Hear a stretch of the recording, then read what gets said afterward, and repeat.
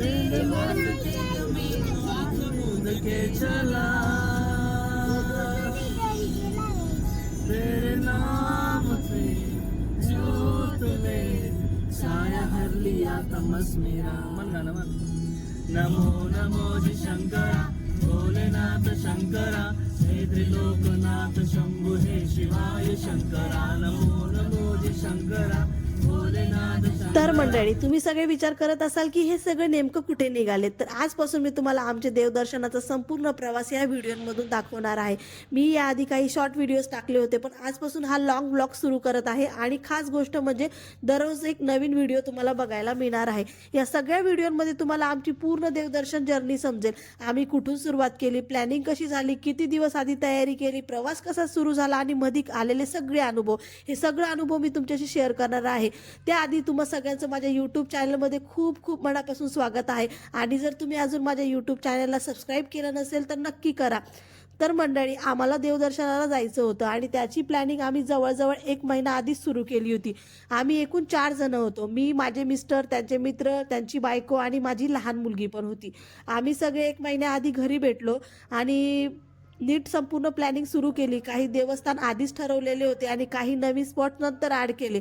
आम्ही सगळ्या गोष्टींचा विचार करत होतो, कुठे जायचं, कुठे किती वेळ लागेल, एका ठिकाणाहून दुसऱ्या ठिकाणी जायला किती टाईम लागेल, प्रवास कसा करायचा, सगळं काही नीट प्लॅनिंगमध्ये चालू होतं। ते म्हणतात ना, पण मी नेहमी माझ्या आईकडून ऐकलेली एक गोष्ट सांगते, देवाची मर्जी असेल देवाचं दर्शन तेव्हाच घडतं। आणि खरंच मंडळी, ही अगदी खरं आहे। आमच्याही बाबतीत असंच झालं। सगळी प्लॅनिंग झाली होती आणि ठरल्यानंतर दुसऱ्या तिसऱ्या दिवशी निघायचं होतं, पण तसं काही झालंच नाही। कधी आमचे काही प्रॉब्लेम्स, कधी त्यांच्या काही अडचणी, अशा खूप गोष्टी येत गेल्या, त्यामुळे आम्हाला निघता येईना। हळूहळू जवळजवळ 1 महिना निघून गेला आणि मनात असं वाटायला लागलं की कदाचित हा प्लॅन कॅन्सल करावा। एक वेळ तर असंही वाटलं, जाऊ दे, देवाची इच्छा नसेल कदाचित।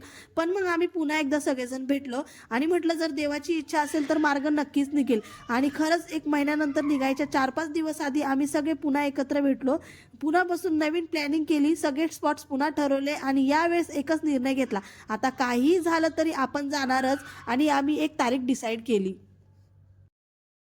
आम्ही साधारण 6-7 दिवसांचा देवदर्शनाचा प्लॅन केलेला होता। म्हटलं निघायच्या आधी थोडीशी शॉपिंग करून घेऊया।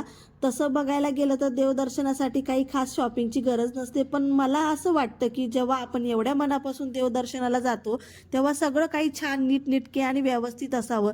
देवाला भेटायला जातोय म्हटल्यावर आपण पण थोडंसं नीट तयार होऊन गेलं पाहिजे असं मला वाटतं। आणि हो, आपण तिथे फोटो व्हिडिओ आपण काढतोच, कारण की त्या आठवणी आयुष्यभर सोबत राहतात। माझ्याकडे तर सगळं काही होतं, पण खुशीच्या पप्पांसाठी थोडेसे कपडे घ्यायचे होते, तर ते ड्रायव्हिंग वगैरे करताना नेहमी कम्फर्टेबल नाईट पॅन्ट घालतात, म्हणून त्यांच्यासाठी ते घेतलं होतं। आणि काही जीन्स पण घ्यायच्या होत्या त्यांना, तर त्यांच्यासाठी 2 जीन्स घेतलेल्या।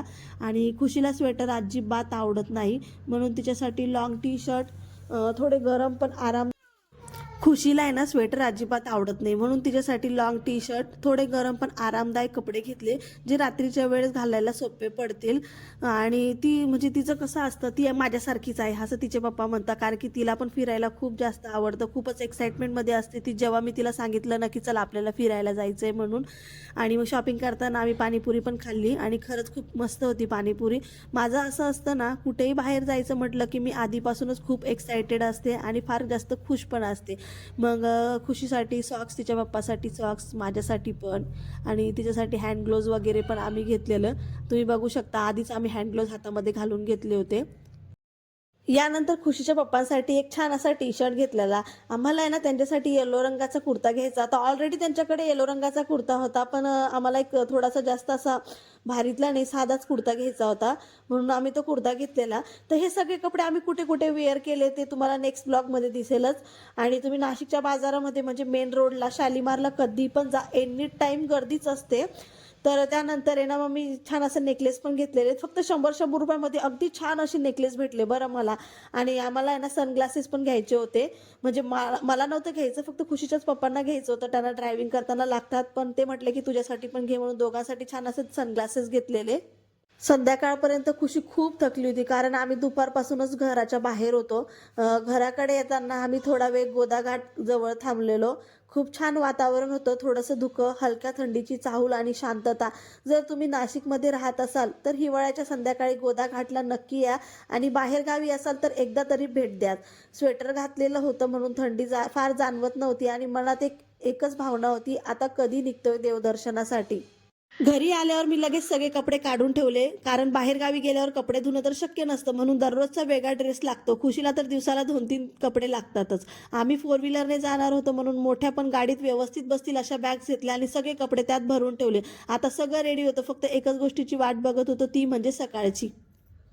तर मंडळी, आजचा व्हिडिओ तुम्हाला आवडला असेल तर नक्की लाईक करा आणि शेअर करायला मात्र विसरू नका.